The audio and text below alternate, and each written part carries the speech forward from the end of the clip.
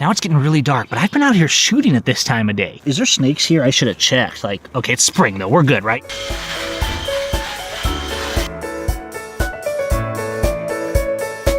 Test. And then we're gonna back off. But should be very directionally controlled here.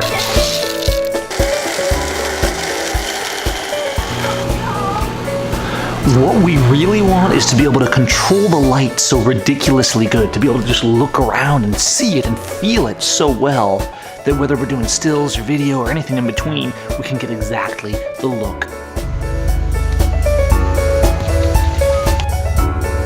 So yeah, it's late afternoon and sun's gonna be setting soon. I just thought I'd kind of go look at the light and we talk about light a little bit. It seems like we're always looking at light in terms of existence more than flow, I guess. We're not paying enough attention to the way light moves, to the way it flows and goes. I talk about this, but sometimes even I'm not paying as much attention as I should. And so like you walk into a room with a camera and you're like, oh, I'm gonna switch the light on. The light goes on, right? That's what it does. And so now there's light, and to a meter, to a camera, it's like, okay, there's light existing here, and we can expose, we can make a photo. It would blow people away from 50 years ago, image makers, how much they could study with just what's in the phone camera. You turn your phone around to a selfie camera, and all of a sudden, you can just rotate, you can turn, you can see the quality of light. Because it's not about the quantity, it's about the quality. Why is a window almost always good light? Well, it's not if the sun is shining right through it like my windshield. But the window, it's like an opening. All this light's reflecting around, bouncing around, and averaging around outside. And then it comes through the window, and there's this opening where it pours through, but it doesn't allow the harshness to come in. That's why window light is usually so amazing. So you take that selfie camera, you stand at the window, and you just kind of rotate. You turn one way, you turn the other way. I'll take a shot. I'll be setting up a shot for a video or for a still or a portrait or something, but especially when it's myself, I really notice it. I'll set up a shot and then I'll just be like, why is it so funky looking? It's kind of backlit and weird and ugly and dark, right? And then I'll literally just turn 180 degrees and it's like, whoa! When you're talking about a portrait, simply turning the person's face, body, the subject, turning the subject around the other direction, changes everything.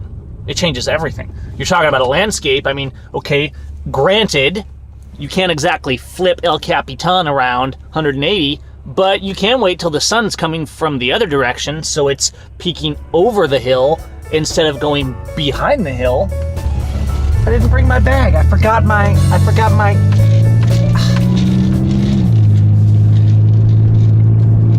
don't have the drone, don't have nothing, and I wanted to show the light, right? The light's going.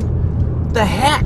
I had to go back up to the house. I had to get my bag so that I had all the stuff I needed in case I run out of batteries or anything like that. I'm trying to get out here and see the light. And I'm being dogged every step of the way. Okay, so let's just pull up right here, take a look at this. We're gonna lose our light, but it's going behind the hill. It's really cool. It still looks great. Now, this is kind of nice light. I've done quite a few portrait sessions in this park. And let's just get out and take a look here. So the light's going down. And I just thought we'd take a look at this because what happens, right? I've been in this spot right here with a portrait, you know, and supposed to do a portrait session, and the light's going and I'm like, oh no, it's getting too dark, right? I'm gonna have to work it, because what's happening now is the light is getting flat. In fact, I'm gonna brighten this up just a teeny bit. I have sat right here and done a portrait in this very spot, just like this, okay? And done like a family portrait here. In fact, let me, I would have been zoomed in quite a bit more there. How about that? Let me turn on my little crazy light here, just a little bit of light. Okay, now I got a little catch light, a little fill light, right? Balancing out with the surrounding area. That looks good. As soon as the light goes behind the hill here, the whole perspective is changing. So you can come down here, right? This is cool, because you got all like the milfoil and everything down here. And so here we are, you know, light, kind of a nice background. This is a pretty good portrait right here, actually. See if I can get my pose right. But look, okay, the lion's share of our light is coming from over there. This would be better if you had filtering, like streaming light. Harsh light would be horrible here, right? Because everything would be all specular highlighted, right? Now, if you had harsh light and you put a ton of strobe, like if you brought a big old mono light in, you could darken down that background. Then you can do really cool stuff in the high noon sunlight. We should come down here soon and do a session in middle of the day and see how cool we can make this look. But don't be afraid to take good natural light and throw a little fill light in it right now, like I'm doing with a little video light on the camera here with my Lume Cube. You think about it though, let's do this. Light's pretty good this way. Now look what happened when I just turn it around. Admittedly, you know, I'm kind of in run and gun mode, so my camera's changing exposure, but it's trying to balance for this light back here, right, behind me. And so I'm dark now. Now I could light myself up, but then all that's gonna be blown out. So what, right, turn 180 degrees, everything changes. Suddenly, I've got a balance. But the thing is, look how the light's changing. Look how the light's changing on me even as I move around. I like to zoom in a little bit because it gives us more of an impression of a portrait, right? But we're getting this quality light right now, even though the sun is technically set. Now, I love it when you get those sunbeams streaming through and it's like, oh, it's coming through, but this is cool. So you have a soft light. What's happening, as soon as that sun goes down, there's still a lot of ambient light reflecting off the sky, but it's soft and it goes into shadow. That can lead to really boring images if you don't think about it in the right terms, right? Because what are we seeing? Okay, I face one way and it's good, and I face another way and it's different, right? Let's turn off this light. Go back to completely natural light, okay? No fill. So it's like, oh, that made a lot of difference. Wow, a little light can make a lot of difference. But as I face different directions, I'm changing the dimensional light on my face. Just turn, you guys. Just change direction, just move around. Turn your camera, take your phone, turn it on selfie mode, and walk around your house, walk around your park, walk around your yard, look at your light, because it's gonna blow you away. That's seeing light. That's what we're really talking about here tonight. There's light in your room when you turn on the light switch.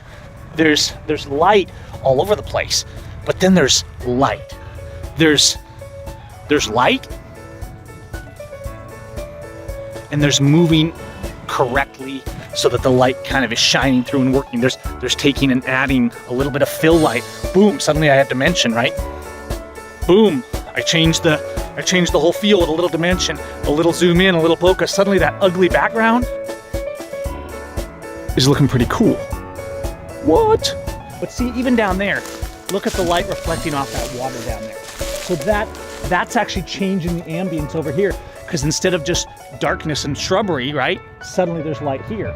So the cool thing, like for example, if this branch was a little more clear, right, if some of these branches were gone, you could have a subject sit on here, you could walk around to the other side with a long lens, and now you're getting that light coming across. There's always light. There's always light, and there's harsh light, and there's flat light. Look at it, see where it's coming from, see how it hits your hand, see how it changes as you change directions. Move around with it. Feel it, see. Don't just see the light, see the light. Now I'm on the Platypod, so I can just stick this freaking thing anywhere I freaking want to, and I can just be like, what? And you'll be like, what? How do you do that? Dude, it's like so swampy. Swampy. Officer Swamp Cat here. Talking about some light.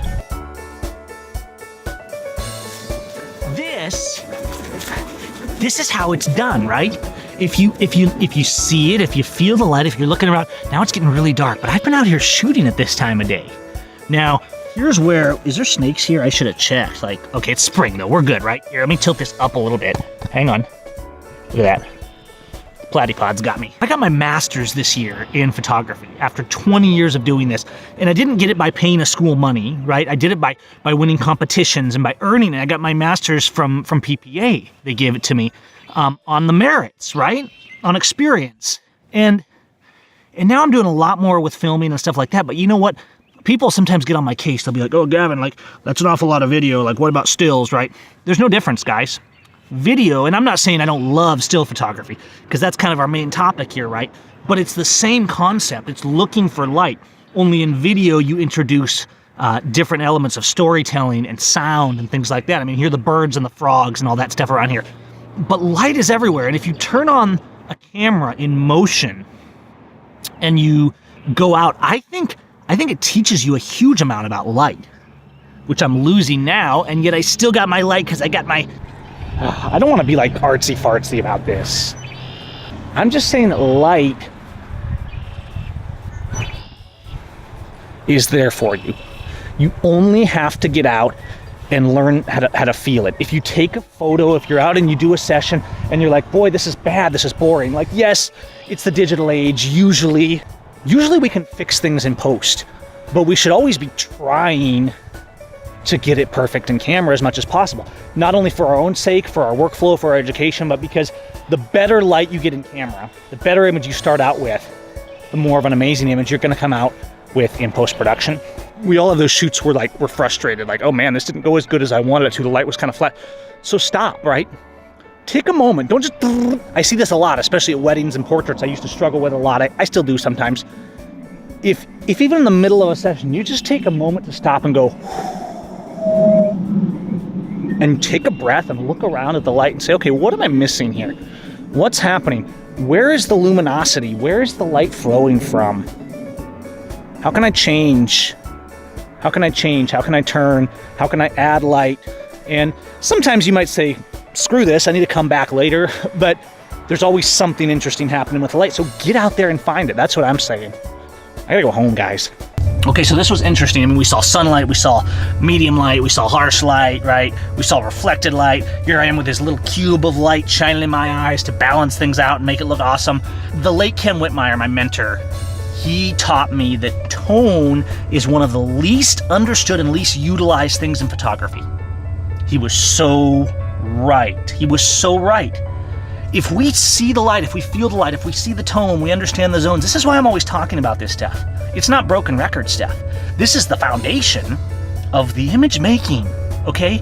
This is why I make tools like Loomis to work with zones and tones, but it doesn't matter what software, what camera, what tools. What matters is that you have a vision, you have a visualization, that you can see the light and you can apply that. The difference between a person with a camera phone posting selfies on Facebook and someone who can make an image that takes someone's breath away is, you know, light.